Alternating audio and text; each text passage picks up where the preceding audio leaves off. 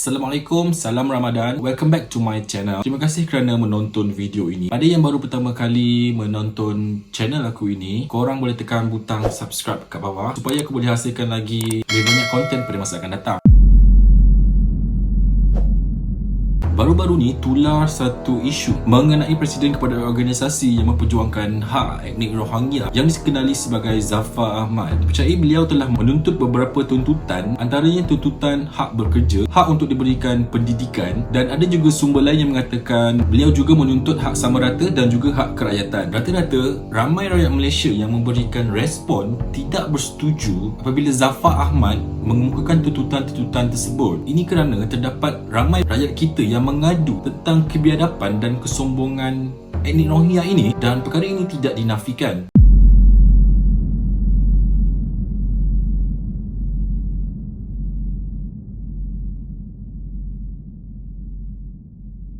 Sebelum kita pergi lebih jauh, siapakah etnik Rohingya ini?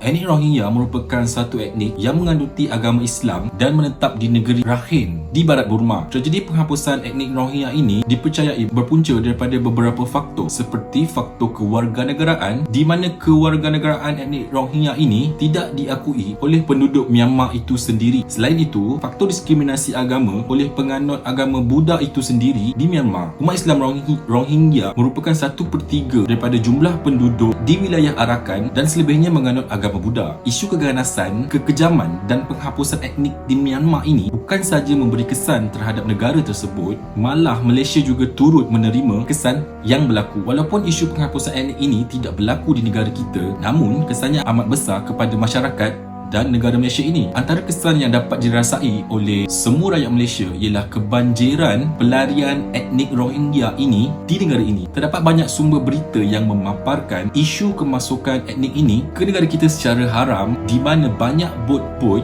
yang dinaiki mereka ditahan di perairan negara kita. Ada pelarian ini yang telah berada di Malaysia hampir 30 tahun. Persoalannya, wajarkah negara Malaysia mengiktiraf mereka sebagai warga negara Malaysia?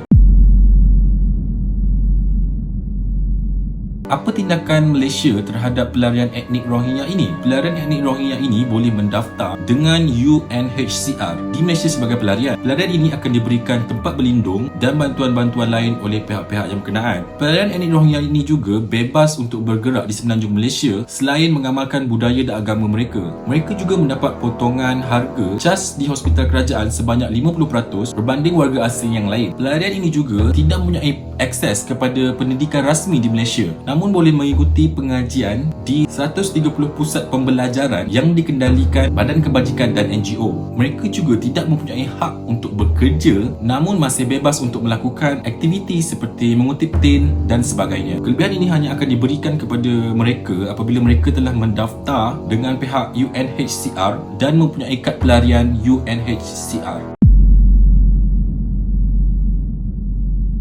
Jika dilihat dari sudut yang positif, terdapat relevannya tuntutan-tuntutan ini sebelum mereka dihantar pulang ke negara asal atau dihantar ke negara-negara lain. Tuntutan seperti hak pekerja ini adalah untuk mengelakkan mereka dieksploitasi oleh majikan-majikan yang tidak bertanggungjawab. Selain itu, ia dapat mengelakkan kejadian-kejadian jenayah seperti rompak, ragut, samon, pecah rumah dan sebagainya. Ini kerana apabila mereka bekerja, mereka mempunyai pendapatan sendiri dan dapat meneruskan kelangsungan hidup mereka. Kita juga tidak perlu bimbang jika mereka diberikan peluang bekerja kerana mereka rata-rata tidak mempunyai pendidikan yang tinggi ataupun langsung tidak mempunyai pendidikan, dan oleh itu sektor pekerjaan yang mereka akan lakukan adalah pada tahap minimal dan rendah. Dari segi pendidikan pula, terdapat rasionalnya dalam tuntutan-tuntutan tersebut. Jika mereka diberikan pendidikan, ini secara langsung dapat mengelakkan mereka daripada melakukan perkara-perkara yang tidak elok dan melakukan jenayah-jenayah sosial. Selain itu, kanak-kanak Rohingya juga berdepan dengan masalah dieksploitasi oleh sindiket untuk menjadi peminta sedekah.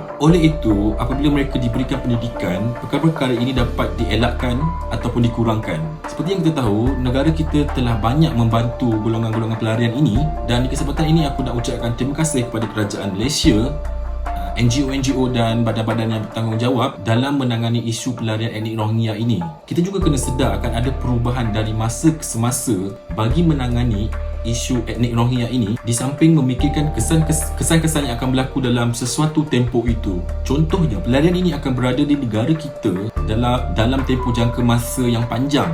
Mungkin 3 tahun, 5 tahun, 10 tahun, 20 tahun, mungkin 30 tahun sebelum mereka dihantar pulang ke negara asal ataupun negara-negara ketiga. So, apa yang patut kita lakukan ketika mereka berada di sini ialah untuk mengelakkan kejadian-kejadian yang tidak diingini dengan memberikan mereka pendidikan dan juga penerangan. Namun, untuk memberikan hak kerakyatan itu adalah tidak adil dan melampau. Sebagai seorang pelarian, mereka juga perlu lebih bersyukur dengan apa yang kerajaan telah berikan selama ini. Sepatutnya tidak perlu timbul isu-isu yang melebih-lebih seperti menuntut hak-hak yang tidak munasabah yang berlaku sekarang ini. Dan aku percaya yang kerajaan kita dan rakyat Malaysia telah buat yang terbaik dalam menangani isu-isu pelarian etnik Rohingya ini. Namun, kita juga perlu sedar bahawa kita tidak dapat memberikan pertolongan yang lebih kerana status mereka sebagai pelarian. Kalau korang suka dengan video ni dan konten-konten aku yang lain, korang jangan lupa tekan like dan share dan juga subscribe untuk aku hasilkan lebih banyak lagi konten-konten pada masa akan datang. Terima kasih kerana menonton, jaga diri dan stay at home.